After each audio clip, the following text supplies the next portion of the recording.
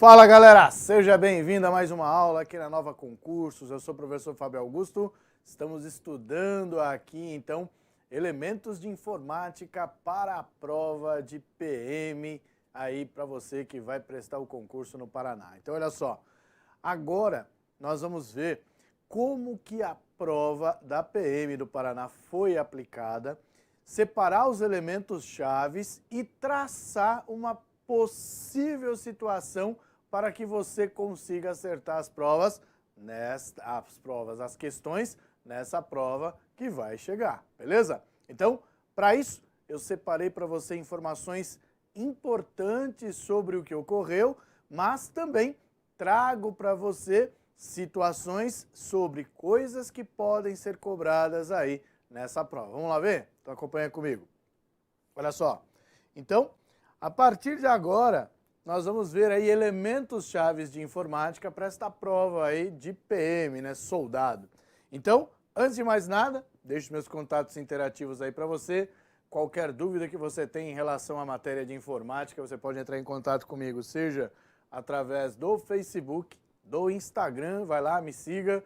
Tem aí o meu e-mail também e o meu canal no YouTube. Então, vai lá, se inscreva e que você possa ver ali questões de provas de informática comentadas por mim e também, claro, sempre que eu publicar um vídeo você recebe uma notificação, beleza? Bom, antes de mais nada, vamos comentar a respeito da banca. A banca que fez a prova em 2013 foi a FAFIPA, né? Fundação de Apoio à Unespar, né? Então, quer dizer, essa banca trouxe para a prova de soldado da PM 5 questões. E as 5 questões de informática nessa prova em 2013 foram cobrados os seguintes assuntos. Então, trouxe para você aqui o edital, onde nós vamos desmembrar e trazer os elementos mais importantes aqui cobrados. Então, olha só, nesse edital, ele trouxe para a gente assim a divisão com conceitos básicos de operação com arquivos, utilizando Windows Explorer e Linux. Como assim usando Linux, galera? Aqui ele está explorando para você o seguinte, o uso de arquivos no próprio Linux, as operações que podem ser utilizadas. Em outras palavras, quando ele cita operações com arquivos, a gente tem que fazer a analogia de manipulação. Então o que é manipular? Manipular é copiar, colar, recortar, beleza? Então, manipulação, tanto no Windows Explorer quanto no Linux. Aí ele traz noções consistentes de uso de internet para informação, ou seja, essas noções consistentes quer dizer a utilização que você tem, né, dessas ferramentas para acessar a internet. Então aqui ele traz 2 navegadores, o Internet Explorer e o Mozilla Firefox.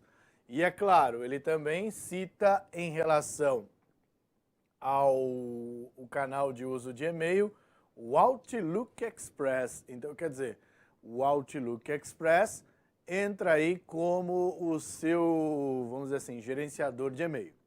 Depois ele traz noções consistentes de trabalho com computadores em rede interna, ambiente Windows e Linux.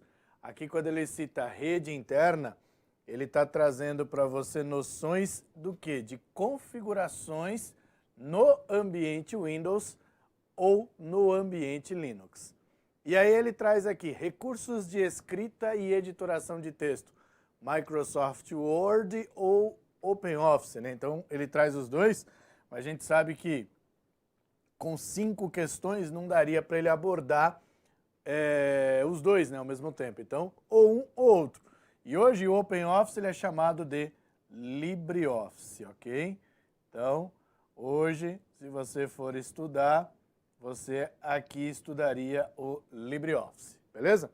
Depois ele traz recursos de cálculo e organização de dados em planilhas eletrônicas. Ele cita o Excel e o OpenOffice Calc, que seria, no caso, o LibreOffice Calc. E aí, por fim, noções básicas de usuário sobre a instalação de aplicativos e funcionamento de computadores pessoais. Então, galera, aqui o que nós temos é o seguinte, é um edital totalmente simples a respeito de noções de informática, né? Onde ele aborda ali para você manipulação de arquivos como elemento forte, traz também ali para você noções de Linux, né? Então quer dizer, eu preciso ter uma noção a respeito do que vem a ser o Linux. Também precisamos ter ali a definição e a segregação, né, da separação que a gente tem de pacote Office e pacote LibreOffice. Então é importante saber ali essa diferença. Ainda bem que não é o pacote inteiro, então ele está trazendo dois programas em específico. Ali no caso, editor de texto, que é o Word e o Writer, né? E o editor de planilha eletrônica, que é o Excel ou o Calc. Então, esses são os programas-chave que precisa dar uma atenção especial. Em se tratando de internet, ele traz ali para você como o uso da internet em si através de navegadores. Então, quer dizer, esse conceito que a gente teria sobre uma internet que abre para várias situações, protocolos, etc., neste caso, neste edital, não está sendo abordado esse assunto. Ele está abordando ali apenas o uso da internet em si, através de navegadores como o Internet Explorer e o Mozilla Firefox, e em relação a correio eletrônico, ele está trazendo o Outlook Express, que era trazido antigamente dentro do Windows XP. Então, nesse caso, a gente pode até fazer o quê? Uma analogia para o Microsoft Outlook, né? Então, atualmente, presente dentro do pacote Office, beleza? E aí, ele traz também para você o uso do sistema operacional Windows e Linux. Claro que quando ele traz os dois, quando você vê no edital que nós temos 5 questões de prova para ser cobrada, é claro que, diante de tudo isso de conteúdo, eu não vou ter uma questão para cada uma. Então, nós podemos dar ênfase maior ao sistema operacional Windows e destacar elementos do Linux na hora de estudar. Então é assim, Linux é uma matéria totalmente decoreba. Por que é decoreba? Pelo fato de, você usa Linux? Não. Se você não usa o Linux, então muitas das coisas que você vai estudar no Linux, você vai ter que fazer o quê? Decorar, certo? Então, qual o conselho que eu te dou? O conselho que eu te dou é o seguinte, o Linux é um assunto que você deve deixar por último para estudar. Por quê? Porque se você começar a estudar por Linux, quando chegar próximo da prova, você já esqueceu tudo aquilo. Por que você esqueceu? Por ser uma matéria decoreba e você não utiliza aquela ferramenta, você acaba substituindo no seu cérebro por uma outra coisa que você tem que decorar. Isso é uma coisa natural, viu, galera? Então, por isso que eu aconselho todos os assuntos decorebas que a gente tem em informática, deixar para estudar por último. Por último seria o quê? Sei lá, 3 dias, 2 dias antes da prova. Que aí isso fica na sua memória recente. Se cair alguma questão com esse assunto, ótimo. Se não caiu, ótimo, porque você não perdeu o seu tempo estudando ao longo, né, de todo o tempo que você teria para a prova, deixou para estudar no final por se tratar de matéria decoreba, né? E se caiu alguma coisa que você decorou, melhor. Se não caiu, melhor também. Então, quer dizer, nós temos ali, vamos dizer assim, uma estratégia de estudo em informática que vai garantir para você, pelo menos, ali as 5 questões. Então, a minha ideia é que você gabarite sempre informática. Nada de trabalhar no mínimo. Ah, eu acertei 3. Não, não quero 3. Se são 5, eu quero as 5. Beleza? E aí, a partir de agora, diante de todos esses assuntos que a gente viu aqui no edital, eu separei para você questões dessa organizadora para que a gente trace ali um perfil do que é cobrado, como é cobrado e qual o comportamento que a organizadora tem em relação a esses assuntos na prova. Vamos lá ver? Então acompanha comigo, vem comigo. Bom, aqui eu trouxe para você uma primeira questão, onde ele aborda ali para a gente já o navegador. Então ele traz ali, ó, um usuário do navegador Internet Explorer 9, instalação padrão Português Brasil, navegou na rede mundial de computadores durante vários dias fazendo pesquisas para um trabalho escolar. Porém, se esqueceu de anotar o endereço eletrônico de alguns sites e agora necessita acessar novamente os sites pesquisados. Neste caso, o conjunto de teclas de atalho que o usuário poderá usar para abrir a janela de histórico de navegação é...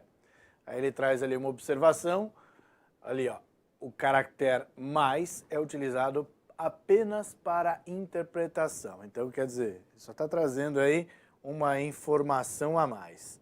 Então, a alternativa A ele traz Ctrl Enter, B, Ctrl E, C, Ctrl N, D, Ctrl H e E, Ctrl F5. Então vamos lá.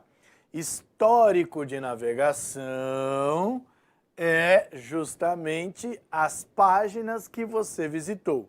Então, a alternativa que corresponde ao histórico de navegação é Ctrl H. Agora, nós vamos conhecer cada uma dessas teclas de atalho que ele está trazendo, se faz referência ao Internet Explorer ou não. Para isso, nós vamos abrir o Internet Explorer aqui para você ver. Então vamos lá, ó. Então, Internet Explorer. Internet Explorer, ele está aqui, já vou abrir ele para você. Está abrindo. Então abriu. Muito bem. Então o Internet Explorer está aqui e aí nós vamos fazer algumas ações. A primeira ação que a gente tem aqui é pressionar Ctrl Enter. Ctrl Enter no Internet Explorer não faz absolutamente nada, ok? Então, no Internet Explorer essa tecla de atalho não tem função. Já em outros programas, nós temos a funcionalidade do Ctrl Enter, né? Então, Ctrl Enter no Word, por exemplo, ele quebra uma página. E o Ctrl E? Ctrl E aqui no Internet Explorer, ele faz isso aqui, ó.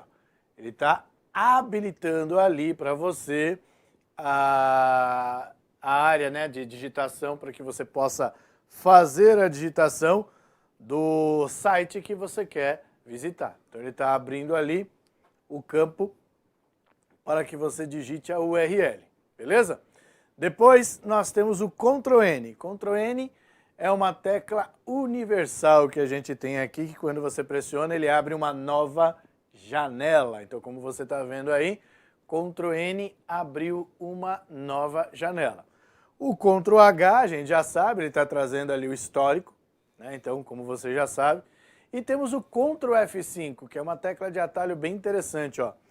Ctrl F5, ele vai fazer isso aqui, ó. O que ele está fazendo? Ele atualizou a página? Atualizou a página, mas com um pequeno detalhe. O Ctrl F5, galera, ele carrega a página de uma maneira bem diferente do F5. O F5 ele atualiza a página apenas. Só que o Ctrl F5, além de atualizar a página, ele também faz o que a gente chama de limpeza do cache. Então quer dizer, na hora em que você aperta o Ctrl F5, ele carrega a página como se fosse a primeira vez. Por quê? Todo navegador em si, quando você navega, entra numa página pela primeira vez, ele armazena elementos daquele navegador, daquele site no navegador. Então, a imagem que você tem ali naquele site que corresponde a um botão, as barrinhas, etc. Então, tudo aquilo que compõe aquele site, todo navegador em si, ele vai armazenando essas informações. Por quê? Quando você vai acessar pela segunda vez, pela terceira vez, ele não tenha que carregar isso. E aí, faz com que quando você entre no site, o carregamento seja muito mais rápido. Então, por isso que é denominado cache, o processo que faz com que o site seja carregado mais rapidamente, certo? Acontece que, muitas vezes, por armazenar essas informações, às vezes você entra no site pensando que está visualizando a informação atual, só que ele está trazendo uma imagem antiga, uma imagem que ele tem armazenada no seu computador, no seu navegador, só que a imagem que está no ar não é bem aquela. Então, para isso você tem que fazer o quê? Limpar o cache para que ele possa carregar o site da maneira com que ele está no ar. Então, se você não quer fazer esse processo, você pode pressionar o Ctrl F5. Então você entrou no site, viu que a imagem não corresponde à imagem que está realmente lá no ar. Ctrl F5, ele vai atualizar a página, mas já trazendo, forçando então no caso, o cache ser atualizado também. Belezinha? Deu para entender? Então, um conselho que eu te dou é o seguinte, essa organizadora gosta de tecla de atalho. Então, tecla de atalho é um assunto que você já deve colocar ali, né, no seu caderno. Estudar tecla de atalho. Mas como estudar tecla de atalho? Praticando, galera. Vendo o que acontece quando você faz o uso da tecla de atalho. Se você faz uso da tecla de atalho, você facilmente consegue lembrar. Por quê?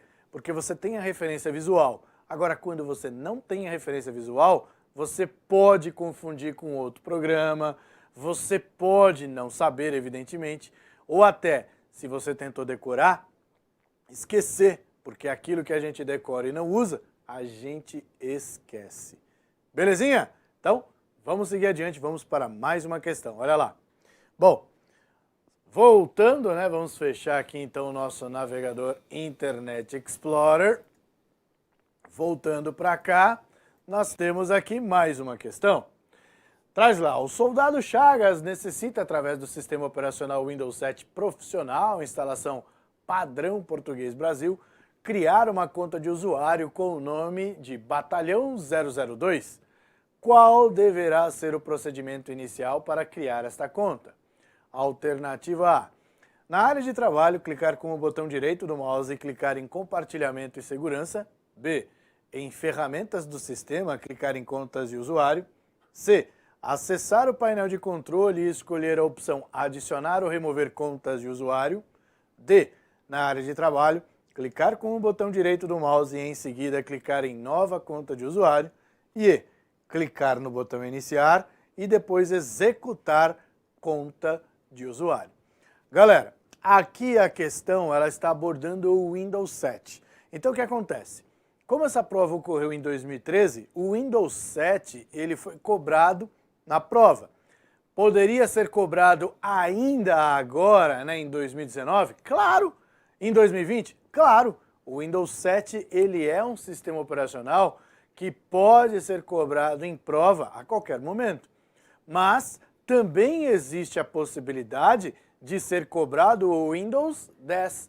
Então quer dizer o seguinte, essa questão, embora seja uma questão de 2013, porque aqui a gente está vendo questões dessa organizadora, nós também temos esse mesmo tipo de questão formulado para a versão do Windows 10, porque os dois possuem painel de controle. Então, tanto faz ser o Windows 7 ou o Windows 10, a questão em si, ela vai abordar a mesma coisa. Então, como é que eu faço para criar o Batalhão 002 como um novo usuário do Windows, através, seja ele do Windows 7 ou do Windows 10? Então, nós vamos ver aqui no Windows 10, trazendo ali para você, já acabei falando do painel de controle, né? Porque o painel de controle ele é comum tanto no 7 quanto no 10, que é através dele que nós podemos adicionar um novo usuário. Vamos lá ver? Então acompanha comigo.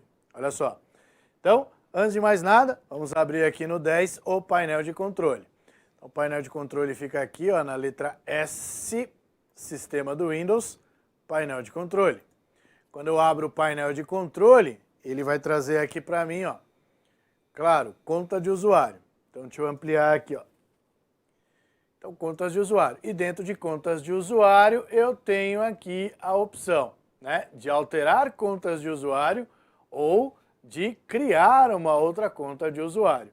Então, nós temos aqui no Windows 10 uma nomenclatura diferenciada, certo? Então, eu posso, a qualquer momento, alterar o nome da conta atual que a gente tem aqui, alterar o tipo de conta ou gerenciar outra conta. Clicando em gerenciar outra conta, aqui no Windows 10 eu tenho a opção adicionar um novo usuário, beleza? No Windows 7 em si, a gente tem todo esse procedimento já aqui no painel de controle. Quando você vem aqui no painel de controle, em contas de usuário, já aparece a opção aqui, ó, adicionar novo usuário, que é justamente o que a gente tem aqui na alternativa D. Desculpa, na alternativa C, acessar o painel de controle e escolher a opção adicionar ou remover contas de usuário, que é a alternativa correta. Todas as outras alternativas aqui citam locais que a gente não tem a presença de contas de usuário. Na área de trabalho a gente não tem a presença lá de contas de usuário. Em ferramentas do sistema, que é uma pasta, a gente não tem contas de usuário. Na alternativa D, ele cita na área de trabalho novamente.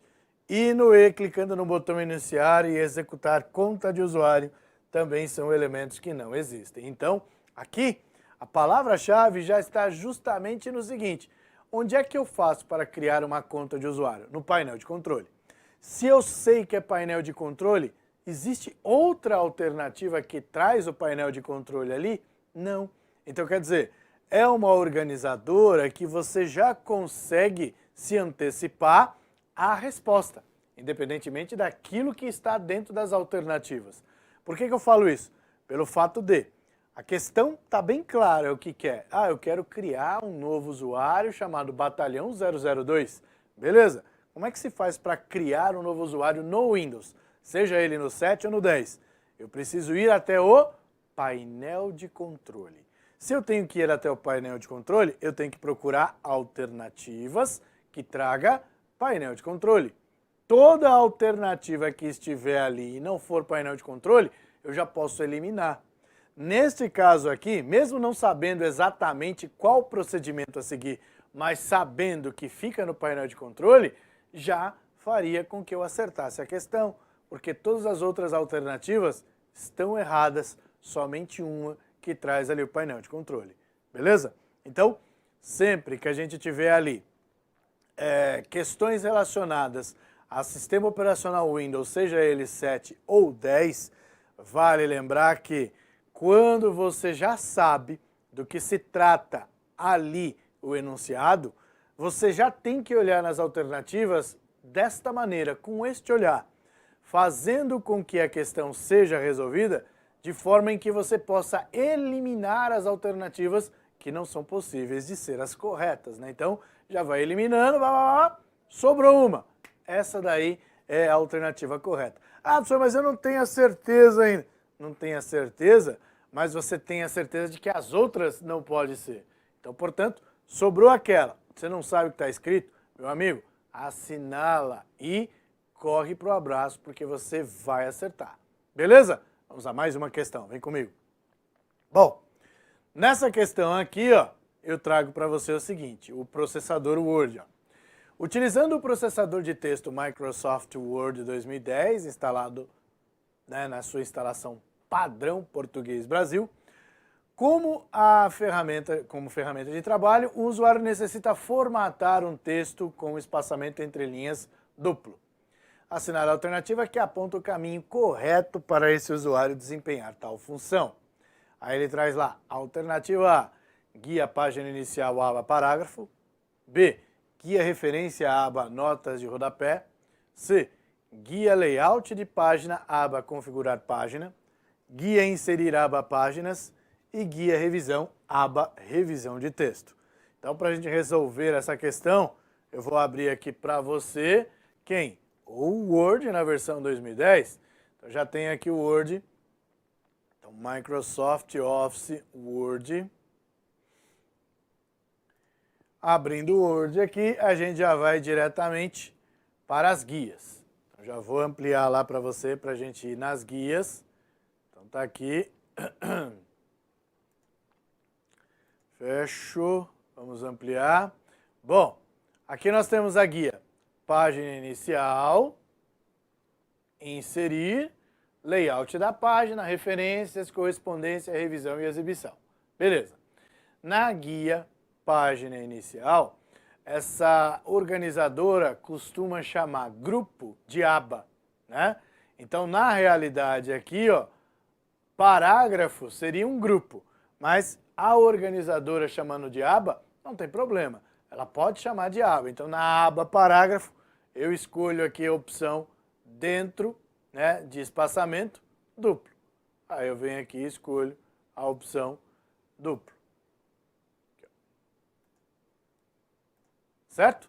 Então, dentro de página inicial, no grupo parágrafo ou na aba parágrafo, como ela menciona aqui, cuja alternativa correta é a alternativa A. Então, galera, o que a gente percebe também é que essa organizadora ela gosta de cobrar a localização das ferramentas. Então, um conselho que eu te dou é o seguinte, você que tem o Word em casa, que tem o Excel, porque são os dois assuntos que a gente tem certeza que são cobrados em prova, vale lembrar que é extremamente importante saber o nome das guias e saber também o nome dos grupos. Embora a organizadora não cite grupo, cite aba, dá no mesmo. O importante é que você saiba que um corresponde ao outro. Então, na guia página inicial, nós temos parágrafo. Se ele quer chamar de grupo, se ele quer chamar de aba, não há problema. O importante é que você saiba que parágrafo está dentro de página inicial. Isso é extremamente importante. Então, qual o conselho que eu te dou? Faça o seguinte, tenta montar um mapa mental disso que a gente está falando. Como? Pega uma aba, as abas principais que a gente tem lá. Quais são as abas principais? Página inicial, no caso do Word, né? Página inicial, inserir, layout da página e revisão. Esses são os mais importantes. E aí você vai abrindo ali para você, no caso, entender o que tem lá dentro, vai traçando ali tentáculos, né? Então vai abrindo ali as perninhas dentro de página inicial, você vai ter lá fonte, parágrafo, aí você tem ali edição, lá em inserir você tem páginas, tem também a opção de ilustrações, então todos esses elementos são elementos chaves que você precisa saber. Por conta do quê? De questões como essa. Então ele vai trazer a situação para você no enunciado e perguntar onde é que localiza tal coisa dentro do Word? Onde localiza isso no Excel? Então, sabendo fazer essa separação, questões como essa você fica preparado. Ah, professor, mas isso daí dá muito trabalho. Meu amigo, você quer passar num concurso? Se você quer passar num concurso, é necessário ter alguns sacrifícios. E um dos sacrifícios é saber estudar. Estudar por estudar não vai adiantar nada. O importante é que você tenha ali, por exemplo, uma direção. E é exatamente isso que nós da Nova Concurso estamos fazendo com você. Basta você ter essa direção e aí, claro, com o material correto, tendo a direção, você vai alcançar o seu objetivo, que é, passar no concurso. Belezinha? Então, vamos seguir adiante. Tem mais questão para você, olha lá. Aqui a gente já resolveu. Vamos para a questão aqui que fala sobre um agente de trânsito. Olha lá. Foi solicitado a um agente de trânsito que fizesse uma pesquisa na internet sobre multas por excesso de velocidade, os valores destas multas e a pontuação que o condutor infrator terá em sua CNH. Para realizar essa pesquisa, é recomendado utilizar qual ferramenta? A. Acessórios do Windows. B. Monitor de recursos. C. Ferramenta do sistema. D. Google ou E. Gerenciador de arquivos. E aí, galera? Qual a alternativa correta que você tem aqui nesta questão? Bom, essa questão ela foi o quê? Doada, né? Então você tem aqui, ó, um agente de trânsito fizesse o quê? Uma pesquisa na internet. Onde a gente faz pesquisa na internet, galera? São nos acessórios do Windows? Não. Monitor de recursos. Você sabe o que é monitor de recursos? Monitor de recursos mostra ali para você o que está em uso, o que está consumindo recursos do Windows. Então ele vai trazer aqui, vamos dizer assim, recursos do próprio sistema operacional. Recursos do SO, né, que é o sistema operacional. Ferramenta de sistema. É uma pasta que a gente tem ali no caso do Windows 7, que vai trazer para você ferramentas para configuração, para utilização. Então vamos colocar aqui, ó, alguns utilitários, né, dos sistemas. Como, por exemplo, nós temos em ferramentas do sistema o desfragmentador de disco.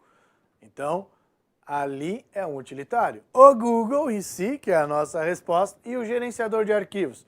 O gerenciador de arquivos é o nosso Windows Explorer, né? Então, o Windows Explorer, ou como é chamado no Windows 10 de explorador de arquivos. Belezinha? Então, questão bem tranquila, bem fácil. Vamos para a próxima. Então aqui nessa questão ele traz o Word de novo, olha lá. No Word 2010, executando-se as margens personalizadas das opções abaixo, aquela que contém apenas opções de margens oferecidas na guia Layout de página, grupo configurar página, opção margens é. Então olha só, aqui ele fez a pergunta ao contrário. Ele trouxe a localização e perguntou o item, né? Então ele pode fazer o item perguntando a localização, ou ele pode trazer a localização perguntando do item. Aqui no caso o item em questão são as margens. Quais são as opções de margens que a gente tem presente no Word na versão 2010? E aí ele traz a localização de onde fica. Olha, fica em layout da página, no grupo configurar página e lá em margens. E aí cabe a você lembrar quais são as opções que tem lá dentro. Então por isso que eu citei para você, qual a guia importante que costuma ser cobrada em prova do Word? Página inicial, inserir, layout da página e revisão. Essas são as guias que você precisa ter uma atenção especial e montar aquele mapa mental que eu comentei com você, beleza? Então, fazer o mapa mental não é difícil não, viu galera? Basta você pegar ali qual a guia e separar ali no caso quais são os componentes que tem ali dentro. E aí a partir desses componentes, os elementos chaves que estão ali presentes. Pronto, fazendo isso, você já vai ter ali, depois de ficar visualizando isso várias vezes, já na sua cabeça quais são os elementos presentes em cada uma das guias. Isso vai facilitar bastante para que você possa acertar questões como essa. Tudo bem? Agora vamos abrir o Word e vamos ali exatamente na localização que ele está mencionando. Vamos lá? Então acompanha comigo. Então ele cita aqui layout da página, grupo configurar página, opção margens. Então, o Word já está aberto aqui, nós já vamos diretamente para o que ele está falando, layout da página. Em layout da página, nós já temos aqui o grupo configurar página e margens. Quando eu clico em margens, veja, normal, estreita, moderada, larga e espelhada. Essas opções de margens são opções de formatação de margens. Então aqui, galera, você pode escolher entre as margens apresentadas uma configuração. Então, quando eu escolho margem estreita, por exemplo, ele já está trazendo uma denominação de espaço para as margens esquerda, direita, superior e inferior. E a mesma coisa acontece com margem moderada, larga, né? Espelhada. Então ele já traz ali essa formatação já configurada. Claro que aí depois, lá embaixo, você tem o que a gente chama de margens personalizadas, que aí você pode colocar o valor que você quiser. Então, quero margem esquerda com 2,5 centímetros, 2,65 centímetros. Posso fazer isso? Pode, por isso que você tem a margem personalizada. E é justamente lá que nós também temos uma outra margem que você precisa conhecer, que é a tal da margem de medianiz. Que diabo é isso, senhor? Ó, vamos ver, acompanha comigo. Olha só. Então aqui a gente já viu quais são os tipos, ó, normal, estreita, moderada, larga e espelhada. Deixa eu voltar lá na questão para a gente já assinalar a alternativa correta. Normal, estreita, moderada, larga e espelhada. Estreita, larga, espelhada, moderada, dupla. Moderada, dupla, normal, espelhada e larga. Larga, estreita, normal, dupla, espelhada. Dupla, larga, moderada, normal e estreita. Bom, uma coisa que a gente sabe é que não existe dupla. Olha que bacana. Dupla, dupla, dupla e dupla. Pronto. Sobrou o quê? sobre o A. Olha que maravilha, né? Então, eu não lembro todo, professor, mas eu sei que dupla não tem. Ótimo, já resolve o nosso problema. Normal, estreita, moderada, larga e espelhada. É isso que a gente tem aqui, ó. Normal, estreita, moderada, larga e espelhada. Dupla não temos. Agora, veja só que interessante. Se eu clicar em margens personalizadas, aí ele abre aqui, ó, esta aba, né, esta janela, né, na realidade, e traz ali para mim as margens existentes na minha página. Superior, inferior, esquerda, direita e a tal da margem de medianis que eu comentei para você. O que é essa margem de medianis que alguns concursos está caindo? A margem de medianis é aquela margem utilizada para, no caso de encadernação, o texto não ficar sobreposto pela espiral ou pela brochura. Então, olha que interessante. Eu vou aumentar a margem de medianis e aqui na visualização você vai ver que vai aparecer uma espiral aqui do lado esquerdo. Olha lá. Vou aumentar. Tá vendo que está aparecendo uma espiral lá? Pois é. Então, esta margem ali é uma margem voltada justamente para isso. Para que no caso de encadernação, o texto não fique sobreposto pela espiral ou, no caso, pela brochura, quando você vai fazer a encadernação. Tá bom? Beleza? Então, a respeito de margens, a gente já matou. Vamos para a próxima questão. Olha lá. Bom, próxima questão. Nessa próxima questão, ele traz ali para mim o seguinte, ó. Sobre a utilização do Windows Explorer, assinale a alternativa incorreta. E aí ele traz, né? Observação. O caractere mais é utilizado apenas para a interpretação. E aí ele traz também, ó, considere o sistema operacional Windows 7 profissional instalação padrão português Brasil. Na alternativa A ele diz, a combinação de teclas de atalho Shift mais Delete exclui o documento selecionado permanentemente sem que o documento seja enviado à lixeira? Sim, exclui. Então, ó, Shift Delete vai fazer exatamente isso. Então, galera, quando você combina Shift Delete, o arquivo vai direto para o inferno. Então, quer dizer, não passa pela lixeira. Então, Delete. Se é local, né, se o arquivo que eu estou apagando é local, vai para a lixeira. Quando não é local, pendrive, etc., tanto faz, etc., que eu digo, pendrive ou pasta da rede, tá bom? Então, se eu aperto Delete, vai para onde? Para o inferno total, não vai para a lixeira. Lixeira só vai receber arquivos que estão em um disco local. Então, no meu HD, se eu apertar Delete, alguma coisa que está no meu HD, vai para a lixeira. Isso se o arquivo que eu estou deletando não for maior do que o tamanho disponível na lixeira. Pensa, um vídeo. Um vídeo geralmente tem um tamanho grande, não é?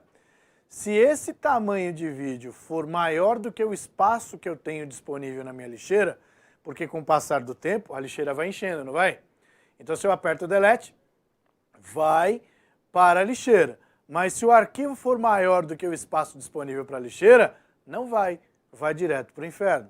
Claro que em todas essas situações, inclusive no Shift Delete, o Windows pergunta se eu tenho realmente a certeza se quero apagar ou não. Vamos ver? Olha lá, acompanha comigo. Independentemente de ser o Windows 7 ou Windows 10, ó. Então tá aqui, ó. Vamos fazer o seguinte, ó. Tenho aqui, pegar esse arquivo. Se eu apertar Shift Delete, ele pergunta, ó, tem certeza que deseja excluir o arquivo permanentemente? Então, sempre que você fizer uma ação drástica dessa, o Windows vai perguntar. Então, Shift Delete exclui o documento permanentemente? Sim. Então, portanto, a alternativa A está correta. E no caso da lixeira estar cheia e você apertar Delete e o arquivo for maior do que o espaço disponível, a mesma mensagem vai aparecer. Beleza? No B, a combinação de teclas Ctrl A seleciona todos os arquivos e pastas do diretório atual. É verdade. Ctrl A dentro do Windows Explorer, ele vai selecionar tudo que está dentro do diretório. Galera, diretório e pasta é a mesma coisa. Então, quando você fizer o uso do Windows Explorer ou do explorador de arquivos, eu estou acessando a pasta Windows ou estou acessando o diretório Windows. É a mesma coisa? É a mesma coisa. Pressionando o Ctrl A, ele vai selecionar tudo que está dentro daquele diretório. Então, eu estou no diretório Windows, Ctrl A, selecionei tudo que está lá dentro. Isso quer dizer arquivos e pastas. Tudo bem? Agora, quando eu seleciono o Ctrl, mantenho o Ctrl pressionado e vou clicando ali dentro do diretório, eu posso selecionar arquivos e pastas aleatoriamente. Então, posso selecionar o primeiro, posso selecionar o quinto, posso selecionar o último, desde que eu faça essa ação com o Ctrl pressionado. Isso já caiu em prova. Agora, uma outra situação que também costuma cair em prova é o fato de usar o Shift para fazer a seleção. Então eu clico no primeiro e depois eu clico lá no último com o Shift pressionado. E o que ele vai fazer? Ele vai selecionar todos que estão naquele intervalo. Então, se eu tenho 5 arquivos lá dentro e eu vou no primeiro arquivo, clico, e vou no terceiro arquivo, mas com o Shift pressionado, ele vai trazer selecionado o 1, o 2 e o 3.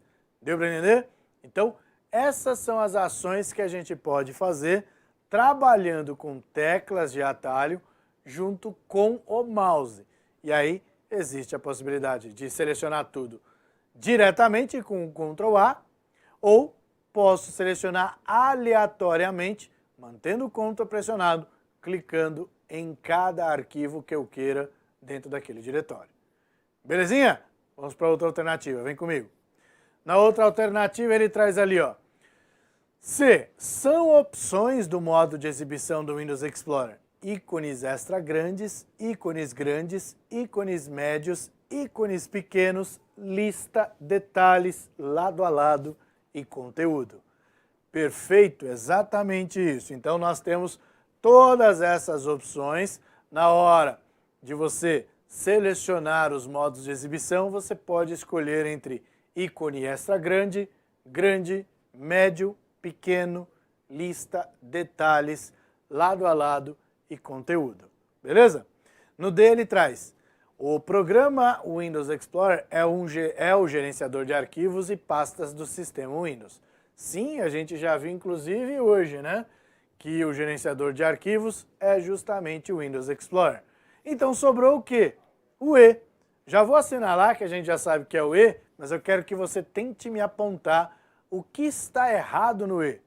Ele fala: ao arrastar um arquivo para uma pasta, utilizando para isso o botão direito do mouse, o arquivo será automaticamente movido para a pasta destino. Tá certo? Tá, professor, tá certo. Quando eu arrasto um arquivo que está lá na minha área de trabalho para uma pasta que também está na minha área de trabalho, esse arquivo ele é copiado ou movido? Movido. Só que aqui nós temos uma situação que, se você não prestar atenção, você erra. Veja, na alternativa, ele está trazendo o uso do mouse num sentido que está errado. Quer ver? Olha lá, acompanha aqui, ó. Vou até destacar. Então, o que ele está trazendo aqui, ó?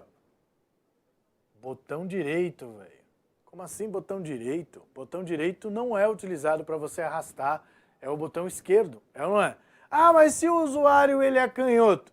Se o usuário é canhoto, ele não vai chamar botão direito, ele vai chamar botão principal. Ou, se fosse o botão direito para o usuário canhoto, seria botão secundário. Você entendeu? Então aqui, quando a gente tem a presença do botão direito ali, pronto, já está inutilizada a questão. Ao arrastar um arquivo para uma pasta, utilizando para isso o botão principal do mouse, que seria o esquerdo, né, para o usuário destro, o arquivo será automaticamente movido para a pasta de destino. É verdade. Então, quando eu arrasto, eu, dentro da mesma unidade, né, dentro do mesmo disco rígido, eu estou movendo. Quando é para discos diferentes, unidades diferentes, eu estou copiando. Belezinha? Vamos para a próxima questão aqui agora, olha lá. Sobre o uso de computadores, assinale a alternativa correta. Aí ele traz lá. A. Para a segurança dos arquivos é importante que seja realizado backup, pois só assim o usuário conseguirá prevenir, detectar e eliminar vírus. É verdade isso, galera? Não, né? Então, aqui nós temos uma situação que, para a segurança dos arquivos, é importante que seja realizado backup? Sim, mas só assim o usuário conseguirá prevenir e detectar e eliminar vírus? Não, não é só assim. Então tá errado. B. Para evitar perda de dados de um computador, é necessário fazer o boot regularmente, que é a cópia de dados de um dispositivo de armazenamento a outro, para que possam ser restaurados em caso de perda dos dados originais. Galera, boot é justamente você fazer o quê? A inicialização do sistema. Então não tem nada a ver em fazer cópia de dados, certo? Então tá errado. C. O compactador de arquivos é um software utilizado pelo usuário para gerar uma representação mais eficiente de vários arquivos dentro de um único arquivo, de modo que ocupem menos espaço na mídia de armazenamento. Então o compactador de arquivos, o que a gente pode associar aqui a ele, é justamente quem? O WinZip. Você lembra do WinZip? Ou, se você quiser, nós podemos chamar de WinRAR, para quem já tem o WinRAR instalado. Então, o WinRAR é um programa que eu preciso instalar. E o WinZip, que eu só pus o WinZ aqui, vamos pôr aqui, ó, zip, ele é padrão presente dentro do Windows. Então, se eu selecionar ali 3, 4, vários arquivos de uma vez, clicar com o botão direito do mouse e ir na opção compactar arquivos, ele vai fazer o uso do WinZip na forma padrão, né? E aí ele gera a extensão zip, onde eu vou ter ali dentro de um único arquivo, que é o arquivo compactado, todos esses arquivos selecionados. Então, portanto, a alternativa C está correta. Mas vamos continuar lendo as demais, né? Então, a alternativa D. A alternativa D diz: o monitor de recursos tem a função de reorganizar dados fragmentados para que os discos e unidades trabalhem de forma mais eficiente, melhorando assim o desempenho e a velocidade de processamento do computador. Mentira! Esse cara que ele está falando aqui não é o monitor de recursos, é o desfragmentador. Então, o desfragmentador faz isso. Então, vou colocar aqui, ó, desfragmentador. Ok? Depois disso, nós temos ali a alternativa E. Ao baixar um aplicativo para o seu computador, o usuário deverá desabilitar o seu antivírus e toda e qualquer forma de proteção do sistema operacional para garantir, desta forma, que o aplicativo executável seja instalado no computador. Não existe a possibilidade de contaminação por vírus, pois extensões .exe são imunes a vírus.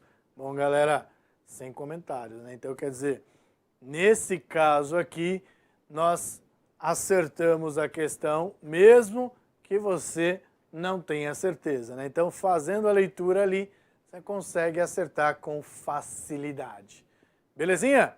Agora vamos para mais uma questão. Essa questão aqui, ó, envolve conceitos sobre sistema operacional. Então, ele traz lá. Sobre conceito de sistema operacional, assinale a alternativa correta. A.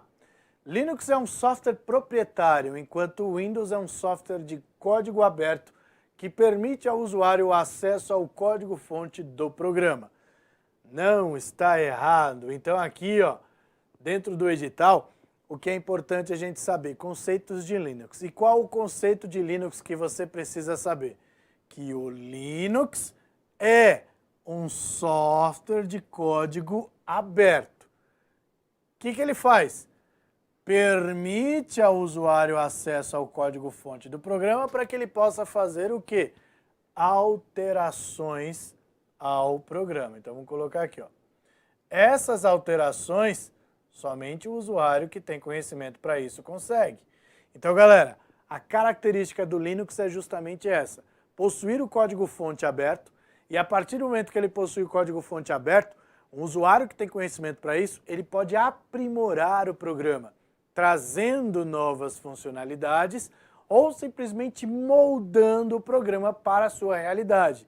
Então, se tiver funcionalidades que nunca serão utilizadas, ele pode remover essas ferramentas e deixar apenas aquelas que têm uso frequente. Então, por isso que o Linux traz essa denominação, software livre. Software livre pelo fato de ser baixado livremente através da internet, de possuir o código-fonte aberto e permitir que modificações sejam feitas, ok? Então isso daí é algo que você precisa saber. E o Windows, professor? O Windows não tem nada disso. O código-fonte é fechado, não pode ser alterado e mesmo que você tenha conhecimento para isso, você não tem acesso. Beleza? Então, no caso, a alternativa A ela está invertida. Não é isso? Vamos lá, acompanha comigo para ver. O Linux é um software proprietário, não é o Linux que é o proprietário, é o Windows. Enquanto o Windows é um software de código aberto que permite ao usuário acesso ao código-fonte do programa. Não, nesse caso seria o Linux. Na alternativa B ele diz: o Linux não é vulnerável a vírus e malware, sendo impossível sua contaminação. Então é o seguinte, impossível é uma coisa assim que a gente não pode classificar. Ele, vamos dizer assim, é difícil de ser contaminado. Pelo seguinte, galera, veja você, se coloca no lugar de uma pessoa que queira criar um vírus. Se ela quer criar um vírus, ela quer que esse vírus contamine alguém, certo? Ótimo. Quem que ela quer contaminar? A maioria ou a minoria? A maioria. Muito bem. Então, da maioria e minoria, quem que você acha que usa mais? É o Windows ou Linux? O que é mais utilizado, Windows ou Linux? É melhor colocar assim. O Windows, não é isso? Então eu vou criar vírus para quem? Para o Windows ou para Linux? Para o Windows, porque a maioria das pessoas utilizam Windows. Então é lógico que a maior contaminação de vírus vai ser representado no Windows do que no Linux. Como esse índice a gente calcular comparando Windows e Linux em relação à contaminação, a incidência de vírus para Linux é tão baixa que pode ser considerada nula. Mas isso não quer dizer que não exista. Tá dando para entender, né? Essa analogia. Então, se eu tenho o Windows e Linux sendo comparado em relação à contaminação, é lógico que, no caso, o Linux, ele não vai ter incidência de vírus nessa matemática. Mas isso não quer dizer que não exista vírus para Linux. Existe sim, beleza? Então, nesse caso, está errado. Vamos para a próxima, olha lá. Bom, então, a alternativa B já está errada, vamos para a alternativa C. O sistema operacional é um programa que tem por função ajudar o usuário a desempenhar uma tarefa específica relacionada a processamento de dados. Bom, esse não é o elemento-chave do sistema operacional. O sistema operacional, como o próprio nome já diz, ele é o sistema que permite que o programa fique operacional, que possa trazer condições para que o usuário trabalhe. Desempenhar a tarefa de processamento cabe ao próprio processador, não ao sistema operacional. Então, nesse caso, está errado. E no D, os sistemas operacionais do Windows e Linux têm a função de gerenciar processo, sistema de arquivos, entrada e saída de dados, porém não tem acesso ao gerenciamento de memória, pois a memória do computador é volátil. Não, galera, a partir do momento que a gente tem ali a memória do nosso computador, que é a memória que vai trazer aquilo que está armazenado, ela não pode ser volátil. Ela tem que ser uma memória não volátil. Volátil é aquilo que evapora, entende? A memória RAM do computador ela é uma memória volátil porque ela carrega os programas que a gente está utilizando temporariamente. Se a gente cortar a energia, tudo aquilo que está carregado nela é perdido. E aí você tem que abrir tudo de novo, certo? Então, a alternativa D está errada pelo fato de, primeiro, sistemas operacionais, seja ele Windows ou Linux, têm a função de gerenciar o processo de sistema de arquivos, entrada e saída de dados. Sim, é verdade, transformar dados de entrada em dados de saída. Porém, não tem acesso ao gerenciamento de memória. Claro que tem acesso ao gerenciamento de memória, pois a memória do computador é volátil, não a memória do computador. Uma das memórias do computador é volátil, que é a memória RAM. Então, por isso que está errado. E aí, sobrou para a gente a alternativa E, que fala: no sistema operacional Windows, a conta com perfil administrador é uma conta que permite alterar configurações de segurança, instalar software e hardware e acessar os arquivos do computador. Permite também alterar contas de outros usuários. É verdade. A conta do administrador permite que você possa fazer todas as alterações necessárias ao sistema, além de permitir que você cadastre outros usuários e também alterar perfis de usuários, modificando inclusive se ele vai ser o perfil de administrador também ou se ele vai ser um perfil de usuário padrão, onde o usuário padrão não vai ter ali ações de configuração de segurança. Beleza? Então, sempre que a gente pensar em situações sobre o uso do sistema operacional e configurações, lembre-se que nós temos 3 tipos de usuário: o usuário administrador, o usuário padrão e o usuário convidado. O convidado, assim como a gente tem os nossos convidados em casa, ele só vai poder fazer aquilo que é permitido, ou seja, acessar toda a área, vamos dizer assim, de estar, né, do computador. Já o usuário padrão vai poder fazer as ações que o administrador assim permitir. Beleza, galera? É isso aí. Então, antes de mais nada, por hora é só, continue estudando aqui conosco. Deixo para você então aqui ó, o seguinte recado. Galera, na hora de estudar informática, um dos conselhos que eu te dou é o seguinte: separe ali os tópicos do edital, mesmo que seja o edital passado, pegue as informações pertinentes da maneira que eu fiz ali, procure questões de provas voltados para aquele assunto e trace um perfil daquilo que pode cair na tua prova. Fazendo assim, você vai já saber, por exemplo, quais são os principais assuntos que são cobrados, quais são os assuntos que você não precisa se dedicar tanto, porque assim, você já viu que o assunto cobrado em informática ele é extenso, só que geralmente as questões que você tem na prova, 5 questões, 10 questões, não vai conseguir abranger tudo aquilo que está sendo cobrado. Então é justamente aí que a gente traça a estratégia de como que nós vamos estudar a informática. Qual vai ser o assunto que eu vou ter que me dedicar? Ou seja, qual é o assunto que tem maior incidência, aquele que sempre cai. E depois eu vou abrindo para os demais assuntos com, claro, toda a atenção do mundo, mas não tão dedicado assim quanto aqueles que a gente tem certeza que cairão. Beleza? Então nós vamos parar por aqui. Um forte abraço para você e até a próxima. Valeu!